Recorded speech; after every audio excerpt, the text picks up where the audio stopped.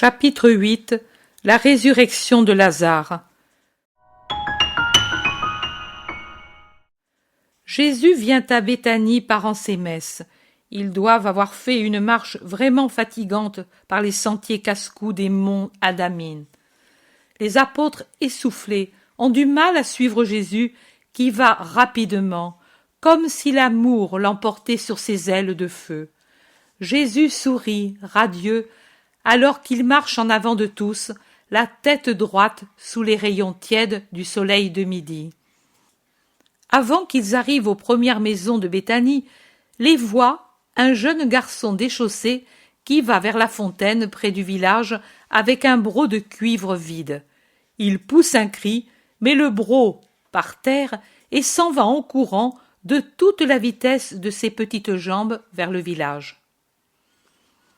Certainement, il va prévenir que tu arrives, observe Jude Thaddée, après avoir souri, comme tous, de la résolution énergique du jeune garçon qui a même abandonné son broc à la merci du premier passant. La petite ville, vue ainsi d'auprès de la fontaine, qui est un peu en haut, paraît tranquille, comme déserte. Seule la fumée grise qui s'élève des cheminées indique que dans les maisons, les femmes sont occupées à préparer le repas de midi. Quelques grosses voix d'hommes parmi les oliviers et les vergers, vastes et silencieux, avertit que les hommes sont au travail. Malgré cela, Jésus préfère prendre un petit chemin qui passe en arrière du village pour pouvoir arriver chez Lazare sans attirer l'attention des habitants. Ils sont presque à moitié route quand ils entendent derrière eux le jeune garçon de tout à l'heure qui les dépasse en courant et puis s'arrête au milieu de la route pour, pensif, regarder Jésus. « Paix à toi, petit Marc, tu as eu peur de moi, que tu t'es enfui ?» demande Jésus en le caressant. « Moi, non, Seigneur, je n'ai pas eu peur, mais comme pendant plusieurs jours, Marthe et Marie ont envoyé des serviteurs sur les routes qui viennent ici pour voir si tu venais, maintenant que je t'ai vu, je suis accouru pour dire que tu venais. Tu as bien fait. Les sœurs vont préparer leur cœur à me voir. Non, Seigneur, les sœurs ne vont rien se préparer, car elles ne savent rien. Ils n'ont pas voulu que je le dise. Ils m'ont pris quand j'ai dit en entrant dans le jardin « Il y a le rabbi !» et ils m'ont chassé dehors en disant « Tu es un menteur ou un sot !» Lui, désormais, ne vient plus, car il est certain désormais qu'il ne peut pas faire le miracle. Et comme je disais que c'était bien toi, ils m'ont donné 2 gifles, comme je n'en avais encore jamais reçu. Regarde ici mes joues rouges, elles me brûlent. Et ils m'ont poussé dehors en disant « Cela pour te purifier d'avoir regardé un démon. » Et je te regardais pour voir si tu étais devenu un démon. Mais je ne le vois pas. Tu es toujours mon Jésus, beau comme les anges dont parle maman. Jésus se penche pour baiser ses petites joues souffletées en disant « Ainsi va passer la démangeaison. Je suis peiné que tu aies souffert pour moi. Moi non, Seigneur, car ces gifles m'ont valu 2 baisers de toi. » Et il s'attache en espérant d'autres. Le Thaddée demande « Dis un peu, Marc, qui t'a chassé? Ceux de Lazare? » Non, les Juifs, ils viennent pour le deuil tous les jours. Il y en a tant. Ils sont dans la maison et dans le jardin. Ils viennent tôt et s'en vont tard. Ils semblent les maîtres. Ils maltraitent tout le monde. Tu vois qu'il n'y a personne dans les rues? Les premiers jours, on venait pour voir. Mais ensuite, maintenant, il n'y a que nous les enfants qui tourniquons pour... Oh, mon broc, maman qui attend l'eau, elle va me battre elle aussi. Tous sourient de sa désolation devant la perspective d'autres claques, et Jésus lui dit « Va vite alors. » C'est que je voulais entrer avec toi et te voir faire le miracle, et il termine, et voir leur figure pour me venger des gifles. Cela, non, tu ne dois pas désirer la vengeance. Tu dois être bon et pardonner. Mais ta mère attend l'eau. Jacques de Zébédée dit: « Moi j'y vais, maître, je sais où habite Marc, j'expliquerai à la femme et je te rejoindrai. » Et il s'en va en courant. Ils se remettent en marche lentement et Jésus tient par la main l'enfant ravi. Les voilà à la grille du jardin. Ils la suivent. De nombreuses montures y sont attachées, surveillées par les serviteurs de chaque propriétaire. Le chuchotement qui vient d'eux attire l'attention de quelques juifs qui se tournent vers le portail ouvert juste au moment où Jésus pose le pied à la limite du jardin. « Le maître !» disent les premiers qui le voient, et ce mot court comme le bruissement du vent d'un groupe à l'autre, se propage, s'en va, comme une vague venue de loin, et qui se brise sur la rive jusque contre les murs de la maison et y pénètre, apporté certainement par de nombreux juifs présents ou par quelques pharisiens, rabbis ou scribes ou sadducéens, répandus çà et là. Jésus y entre très lentement, alors que tous, tout en accourant de tous côtés, s'écartent du sentier où il marche. Et comme personne ne le salue, lui ne salue personne, comme s'il ne connaissait même pas un grand nombre de ceux qui sont rassemblés là pour le regarder, la colère et la haine dans les yeux, sauf un petit nombre qui sont secrètement ses disciples ou qui du moins ont le cœur droit et qui, s'ils ne l'aiment pas comme disciple, le respectent comme juste. De ce nombre sont Joseph, Nicodème, Jean, Éléazar, un autre Jean scribe vu à la multiplication des pains, et encore un autre Jean qui rassasia les gens à la descente de la montagne des béatitudes. Gamaliel avec son fils, Josué, Joachim, Manahan, le scribe Joël d'Abia, rencontré au Jourdain dans l'épisode de Sabéa, Joseph Barnabé, disciple de Gamaliel, Chouza, qui regarde Jésus de loin, un peu intimidé de le revoir après sa méprise, ou peut-être retenu par le respect humain, et n'osant pas s'avancer comme ami. Il est certain qu'il n'est salué ni par les amis, ni par ceux qui l'observent sans rancœur, ni par ses ennemis. Et Jésus ne salue pas. Il a seulement fait une vague inclination en mettant le pied dans l'allée. Puis il a continué tout droit, comme s'il était étranger à la foule nombreuse qui l'entoure. Le jeune garçon marche toujours à son côté, dans ses vêtements de petit paysan, avec ses pieds nus d'enfant pauvre, mais le visage lumineux de quelqu'un qui est en fête, avec ses petits yeux noirs, vifs, bien ouverts, pour tout voir et pour défier tout le monde. Marthe sort de la maison au milieu d'un groupe de juifs venus pour rendre visite et parmi lesquels se trouvent Helkias et Sadoc. De sa main, elle protège ses yeux las de pleurer, gênée par la lumière, pour voir où est Jésus. Elle le voit, elle se détache de ceux qui l'accompagnent et court vers Jésus à quelques pas du bassin rendu tout brillant par les rayons du soleil. Elle se jette aux pieds de Jésus après s'être inclinée et elle les baise et, en éclatant en sanglots, elle dit « Paix à toi, maître !» Jésus aussi, dès qu'il l'a vu près de lui a dit « Paix à toi !»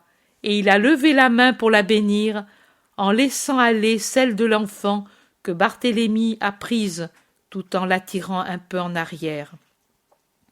Marthe poursuit « Mais il n'y a plus de paix pour ta servante !» Elle lève son visage vers Jésus en restant encore à genoux, et dans un cri de douleur que l'on entend bien dans le silence qui s'est fait, elle s'écrie « Lazare est mort ! Si tu avais été là, il ne serait pas mort. Pourquoi n'es-tu pas venu plus tôt, maître ?» Elle a un ton involontaire de reproche en posant cette question. Puis elle revient au ton accablé de quelqu'un qui n'a plus la force de faire des reproches et dont l'unique réconfort est de rappeler les dernières actions et les derniers désirs d'un parent auquel on a cherché à donner ce qu'il désirait et pour qui on n'a pas de remords dans le cœur. Il t'a tant appelé, Lazare, notre frère. Maintenant, tu vois, je suis désolée. Et Marie pleure sans pouvoir se donner la paix. Et lui n'est plus ici. Tu sais, si nous l'aimions, nous espérions tout de toi.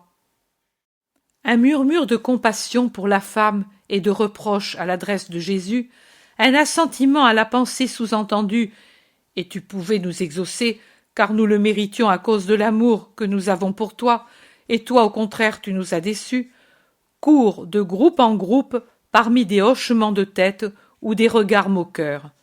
Seuls quelques secrets disciples disséminés dans la foule ont des regards de compassion pour Jésus, qui écoute, très pâle et affligé, la femme désolée qui lui parle.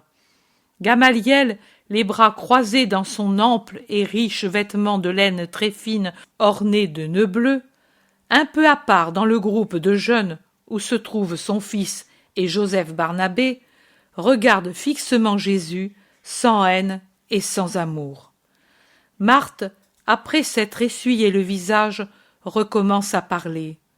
« Mais même maintenant, j'espère, car je sais que tout ce que tu demanderas à ton Père te sera accordé. » Une douloureuse, héroïque profession de foi, dite d'une voix que les larmes font trembler, avec un regard qui tremble d'angoisse, avec l'ultime espérance qui lui tremble dans le cœur. « Ton frère ressuscitera. Lève-toi, Marthe. » Marthe se lève tout en restant courbée en vénération devant Jésus, auquel elle répond « Je le sais, maître, il ressuscitera au dernier jour. »« Je suis la résurrection et la vie. Quiconque croit en moi, même s'il est mort, vivra. Et celui qui croit et vit en moi ne mourra pas éternellement. Crois-tu tout cela ?» Jésus, qui d'abord avait parlé d'une voix plutôt basse, uniquement à Marthe, élève la voix pour dire ces phrases où il proclame sa puissance de Dieu, et son timbre parfait résonne comme une trompette d'or dans le vaste jardin. Un frémissement presque d'épouvante secoue l'assistance, mais ensuite certains raillent en secouant la tête. Marthe, à laquelle Jésus semble vouloir transfuser une espérance de plus en plus forte, en tenant la main appuyée sur son épaule, lève son visage qu'elle gardait penché.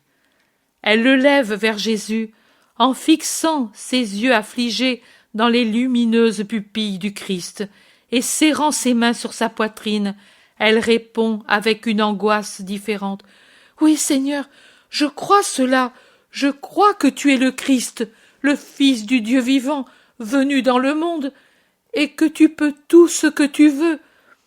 Je crois. Maintenant je vais prévenir Marie. » Et elle s'éloigne rapidement en disparaissant dans la maison. Jésus reste où il était, ou plutôt il fait quelques pas en avant et s'approche du parterre qui entoure le bassin. Le parterre est tout éclairé de ce côté par la fine poussière du jet d'eau qu'un vent léger pousse de ce côté comme un plumet d'argent, et il paraît se perdre, Jésus, dans la contemplation du frétillement des poissons sous le voile de l'eau limpide, dans leurs jeux qui mettent des virgules d'argent et des reflets d'or dans le cristal des eaux frappées par le soleil. Les Juifs l'observent. Ils se sont involontairement séparés en groupes bien distincts.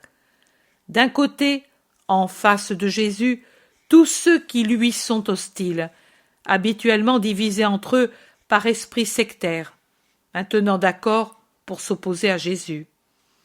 À côté de lui, derrière les apôtres, auxquels s'est réunis Jacques de Zébédée, Joseph, Nicodème et les autres d'esprit bienveillant.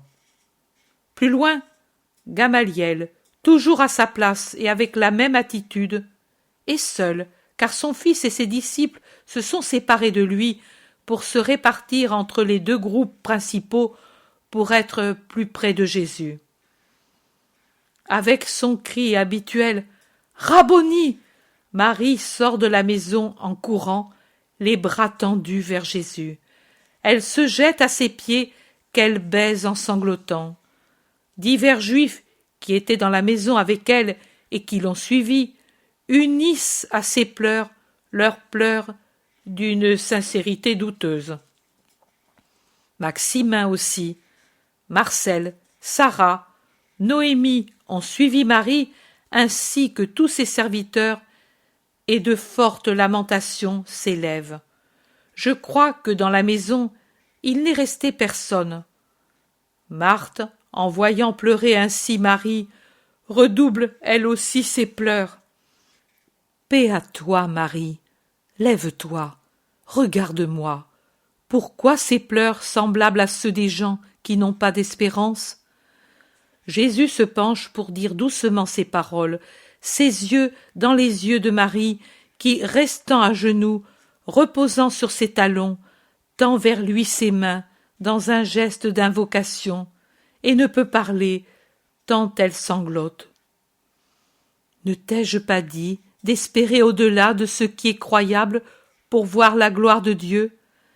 Est-ce que par hasard ton maître est changé pour que tu aies raison d'être ainsi angoissée? Mais Marie ne recueille pas les mots qui veulent déjà la préparer à une joie trop forte après tant d'angoisse, et elle crie, finalement maîtresse de sa voix, « Ô Seigneur, pourquoi n'es-tu pas venu plus tôt?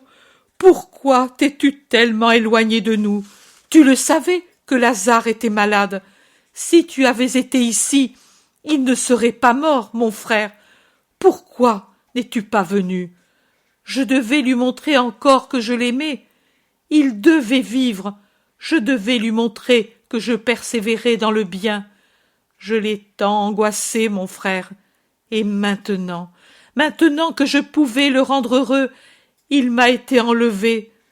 Tu pouvais me le laisser, donner à la pauvre Marie la joie de le consoler après lui avoir donné tant de douleur. Ô Jésus, Jésus, mon maître, mon sauveur, mon espérance.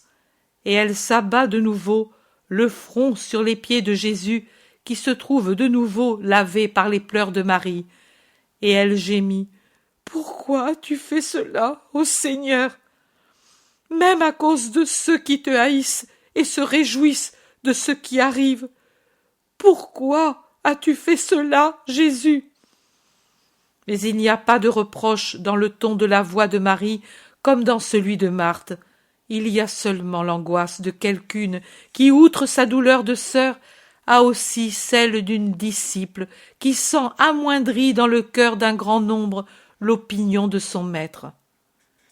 Jésus, très penché pour entendre ces paroles qu'elle murmure la face contre terre, se redresse et dit à haute voix, « Marie, ne pleure pas. Ton maître aussi souffre de la mort de l'ami fidèle, car il a dû le laisser mourir. Oh, quelle raillerie et quel regard de joie livide il y a sur les visages des ennemis du Christ. Ils le voient vaincu et s'en réjouissent, alors que les amis deviennent de plus en plus tristes. Jésus dit encore plus fort, « Mais je te le dis, ne pleure pas, lève-toi, regarde-moi. Crois-tu que moi, qui t'ai tant aimé, j'ai fait cela sans motif? Peux-tu croire que je t'ai donné cette douleur inutilement? Viens, allons vers Lazare. Où l'avez-vous mis? » Jésus, plutôt que Marie et Marthe, qui ne parlent pas, prises comme elles le sont par des pleurs plus forts, interroge tous les autres, surtout ceux qui, sortis avec Marie de la maison, semblent les plus troublés. Ce sont peut-être des parents plus âgés, je ne sais pas. Et ceux-ci répondent à Jésus, visiblement affligés. « Viens et vois. » Et ils se dirigent vers l'endroit où se trouve le tombeau à l'extrémité du verger, là où le sol a des ondulations et des veines de roches calcaires qui affleurent à la surface du sol. Marthe, à côté de Jésus qui a forcé Marie à se lever et qui l'a conduit, car elle est aveuglée par ses larmes, montre de la main à Jésus où se trouve Lazare, et quand ils sont près de l'endroit, elle dit aussi « C'est ici, maître, que ton ami est enseveli », et elle indique la pierre posée obliquement à l'entrée du tombeau. Jésus, pour s'y rendre, suivi de tout le monde, a dû passer devant Gamaliel, mais ils ne se sont pas salués. Ensuite, Gamaliel s'est uni aux autres en s'arrêtant comme tous les pharisiens les plus rigides à quelques mètres du tombeau, alors que Jésus s'avance tout près avec les sœurs, Maximin et ceux qui sont peut-être des parents. Jésus contemple la lourde pierre qui sert de porte au tombeau et forme un lourd obstacle entre lui et l'ami éteint. Et il pleure. Les larmes des sœurs redoublent, et de même celles des intimes et familiers. « Enlevez cette pierre !» crie Jésus tout d'un coup, après avoir essuyé ses larmes. Tous ont un geste d'étonnement et un murmure court dans le rassemblement qui a grossi de quelques habitants de Béthanie qui sont entrés dans le jardin et se sont mis à la suite des hôtes. Je vois certains pharisiens qui se touchent le front en secouant la tête comme pour dire « Il est fou ». Personne n'exécute l'ordre.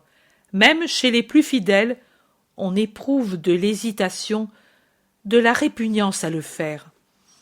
Jésus répète plus fort son ordre, effrayant encore davantage les gens pris par deux sentiments opposés et qui, après avoir pensé à fuir, s'approchent tout à coup davantage pour voir, défiant la puanteur toute proche du tombeau que Jésus veut faire ouvrir. « Maître, ce n'est pas possible !» dit Marthe, en s'efforçant de retenir ses pleurs pour parler. « Il y a déjà 4 jours qu'il est là-dessous, et tu sais de quel mal il est mort.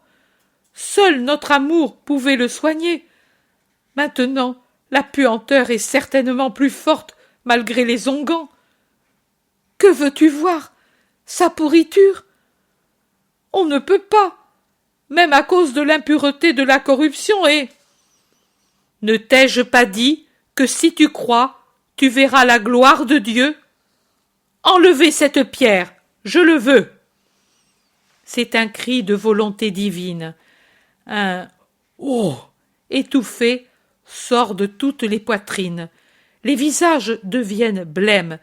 Certains tremblent comme s'il était passé sur tous un vent glacial de mort. Marthe fait un signe à Maximin et celui-ci ordonne au serviteur de prendre les outils pouvant servir à remuer la lourde pierre. Les serviteurs s'en vont rapidement pour revenir avec des pics et des leviers robustes. Ils travaillent en faisant entrer la pointe brillante des pics entre la roche et la pierre, et ensuite ils remplacent les pics par des leviers robustes, et enfin ils soulèvent avec attention la pierre en la faisant glisser d'un côté et en la traînant ensuite avec précaution contre la paroi rocheuse. Une puanteur infecte sort du sombre trou et fait reculer tout le monde. Marthe demande tout bas « Maître, tu veux y descendre? Si oui, il faut des torches. » Mais elle est livide à la pensée qu'il doit le faire. Jésus ne lui répond pas. Il lève les yeux vers le ciel, met ses bras en croix et prie d'une voix très forte, en scandant les mots « Père, je te remercie de m'avoir exaucé. Je le savais que tu m'exauces toujours, mais je le dis pour ceux qui sont présents ici, pour le peuple qui m'entoure, pour qu'ils croient en toi, en moi, et que tu m'as envoyé. » Il reste encore ainsi un moment, et il semble ravi en extase, tellement il est transfiguré, alors que, sans plus émettre aucun son, il dit des paroles secrètes de prière ou d'adoration. Je ne sais. Ce que je sais, c'est qu'il a tellement outrepassé l'humain qu'on ne peut le regarder sans se sentir le cœur trembler dans la poitrine. Il semble devenir lumière, en perdant son aspect corporel, se spiritualiser, grandir, et même s'élever de terre, tout en gardant la couleur de ses cheveux, de ses yeux, de sa peau, de ses vêtements, au contraire de ce qui se passa à la transfiguration du Tabor, durant laquelle tout devint lumière et éclat éblouissant. Il paraît dégager de la lumière et que tout ce qui est de lui devient lumière. La lumière semble l'entourer d'un halo, en particulier son visage levé vers le ciel, certainement ravi dans la contemplation du Père. Il reste ainsi quelque temps, puis redevient lui, l'homme, mais d'une majesté puissante. Il s'avance jusqu'au seuil du tombeau, il déplace ses bras, que, jusqu'à ce moment, il avait gardés ouverts en croix, les paumes tournées vers le ciel, en avant, les paumes vers la terre, et par conséquent, les mains se trouvent déjà à l'intérieur du tunnel du tombeau, toutes blanches dans ce tunnel obscur. Il plonge le feu bleu de ses yeux, dont l'éclat miraculeux est aujourd'hui insoutenable dans cette obscurité muette, et d'une voix puissante, avec un cri plus fort que celui par lequel il commanda sur le lac au vent de tomber, d'une voix que je ne lui ai jamais entendue dans aucun miracle, il crie « Lazare, viens dehors !» L'écho répercute sa voix dans la cavité du tombeau et se répand ensuite à travers tout le jardin, se répercute contre les ondulations du terrain de Béthanie. Je crois qu'il s'en va jusqu'aux premiers escarpements, au-delà des champs, et revient de là, répété et amorti, comme un ordre qui ne peut faillir. Il est certain que de tous les côtés, on entend à nouveau « Dehors, dehors, dehors !» Tous éprouvent un frisson plus intense, et si la curiosité les cloue tous à leur place, les visages pâlissent et les yeux s'écarquillent, alors que les bouches s'entrouvent involontairement, avec déjà dans la gorge le cri de stupeur. Marthe, un peu en arrière et de côté, est comme fascinée en regardant Jésus. Marie tombe à genoux, elle qui ne s'est jamais écartée de son maître, elle tombe à genoux, au bord du tombeau, une main sur sa poitrine pour calmer les palpitations de son cœur, l'autre qui, inconsciemment et convulsivement, tient un pan du manteau de Jésus, et on se rend compte qu'elle tremble, car le manteau a de légères secousses imprimées par la main qui le tient. Quelque chose de blanc semble émerger du plus profond du souterrain. C'est d'abord une petite ligne convexe, puis elle fait place à une forme ovale, puis à l'ovale se substituent des lignes plus amples, plus longues, de plus en plus longues, et celui qui était mort, serré dans ses bandes, avance lentement, toujours plus visible, fantomatique, impressionnant. Jésus recule, recule insensiblement, mais continuellement, à mesure que Lazare avance. La distance entre les deux reste donc la même. Marie est contrainte de lâcher le pan du manteau, mais elle ne bouge pas de l'endroit où elle est.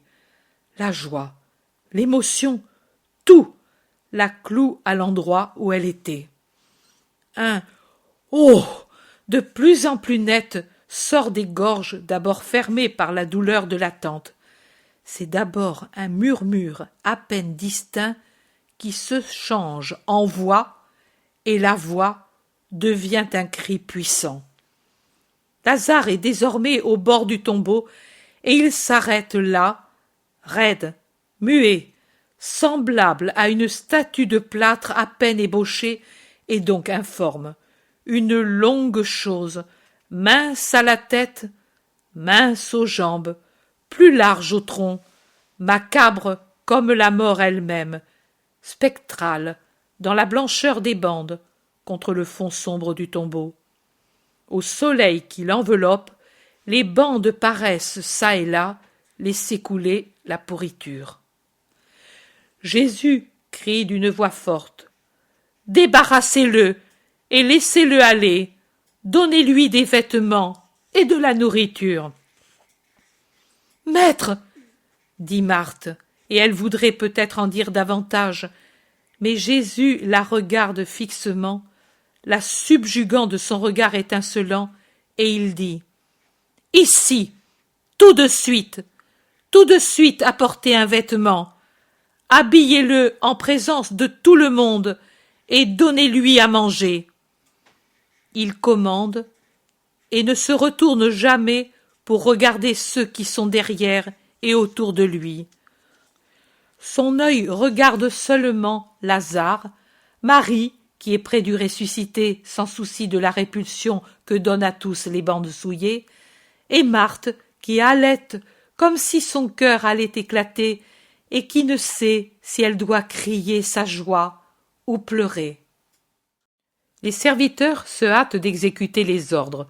Noémie s'en va en courant, la première, et la première revient avec les vêtements qu'elle tient pliés sur son bras. Quelques-uns délient les lacets des bandelettes après avoir retroussé leurs manches et relevé leurs vêtements pour qu'ils ne touchent pas la pourriture qui coule. Marcel et Sarah reviennent avec des amphores de parfum, suivis de serviteurs, les uns avec des bassins et des brocs fumants d'eau chaude, les autres avec des plateaux, des bols pleins de lait, du vin, des fruits, des foisses recouvertes de miel. Les bandelettes étroites et très longues, de lin, me semble-t-il, avec des lisières des deux côtés, certainement tissées pour cet usage, se déroulent comme des rouleaux de ganse d'une grande bobine et s'entassent sur le sol, alourdis par les aromates et la pourriture. Les serviteurs les écartent en se servant de bâtons. Ils ont commencé par la tête, et là aussi il y a la pourriture qui s'est écoulée du nez, des oreilles, de la bouche. Le suaire, placé sur le visage et tout trempé de ses souillures, est le visage de Lazare que l'on voit très pâle, squelettique, avec les yeux tenus fermés par des pommades mises dans les orbites, avec les cheveux collés et de même la barbiche du menton, en est tout souillé. Le drap descend lentement, le suaire mis autour du corps, à mesure que les bandelettes descendent, libérant le tronc qu'elles avaient comprimé pendant de nombreux jours et rendant une forme humaine à ce qu'elles avaient d'abord rendu semblable à une grande chrysalide. Les épaules osseuses, les bras squelettiques, les côtes à peine couvertes de peau, le ventre creusé, apparaissent lentement. À mesure que les bandes tombent, les sœurs, Maximin, les serviteurs, s'empressent d'enlever la première couche de crasse et de baume et s'y appliquent en changeant continuellement l'eau rendue détergente par les aromates qu'on y a mis jusqu'à ce que la peau apparaisse nette. Lorsqu'on a dégagé le visage de Lazare et qu'il peut regarder, il dirige son regard vers Jésus avant même de regarder ses sœurs.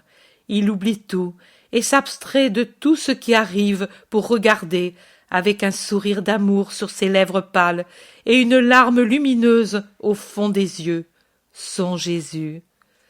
Jésus aussi lui sourit et a une lueur de larmes dans le coin de l'œil.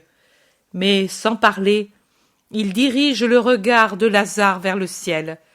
Lazare comprend et remue les lèvres dans une prière silencieuse. Marthe croit qu'il veut dire quelque chose sans avoir encore de voix, et elle demande « Que me dis-tu, mon Lazare ?»« Rien, Marthe, je remerciais le Très-Haut. » La prononciation est assurée, la voix forte. Les gens poussent de nouveau un « Oh !» étonné.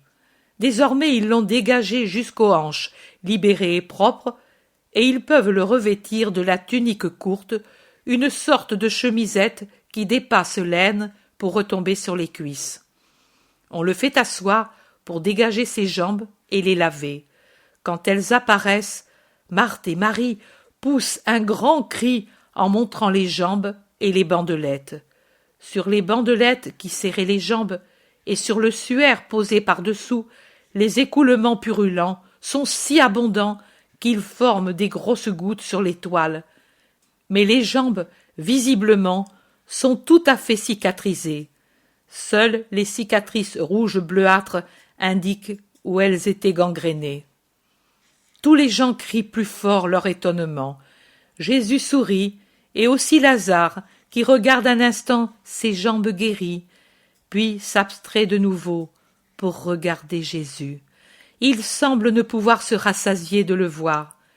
Les Juifs, pharisiens, sadducéens, scribes, rabbis s'approchent avec précaution pour ne pas souiller leurs vêtements. Ils regardent de tout près Lazare, ils regardent de tout près Jésus, mais ni Lazare ni Jésus ne s'occupent d'eux. Ils se regardent et tout le reste est inexistant. Voilà que l'on met les sandales à Lazare. Il se lève agile, sûr de lui. Il prend le vêtement que Marthe lui présente et l'enfile tout seul, lie sa ceinture, ajuste les plis. Le voilà, maigre et pâle, mais semblable à tout le monde. Il se lave encore les mains et les bras jusqu'au coude après avoir retroussé ses manches, et puis, avec une nouvelle eau, il se lave de nouveau le visage et la tête jusqu'à ce qu'il se sente tout à fait net. Il essuie ses cheveux et son visage, rend la serviette au serviteur et va tout droit vers Jésus. Il se prosterne, lui baise les pieds. Jésus se penche, le relève, le serre contre son cœur en lui disant « Bien revenu, mon ami, que la paix soit avec toi et la joie. Vis pour accomplir ton heureuse destinée. Lève ton visage pour que je te donne le baiser de salutation. » Il dépose un baiser sur les joues et Lazare lui rend son baiser. C'est seulement après avoir vénéré et embrassé le maître que Lazare parle à ses sœurs et les embrasse. Puis il embrasse Maximin et Noémie qui pleurent de joie, et certains autres dont je crois qu'ils lui sont apparentés ou amis très intimes. Puis il embrasse Joseph, Nicodème, Simon le Zélote et quelques autres. Jésus va personnellement trouver un serviteur qui a sur les bras un plateau avec de la nourriture, et il prend une fouasse avec du miel, une pomme, une coupe de vin, et il offre le tout à Lazare, après les avoir offerts et bénis, pour qu'il se restaure. Et Lazare mange avec l'appétit de quelqu'un qui se porte bien. Tout le monde pousse encore un « oh » d'étonnement. Jésus semble ne voir que Lazare, mais en réalité, il observe tout et tout le monde.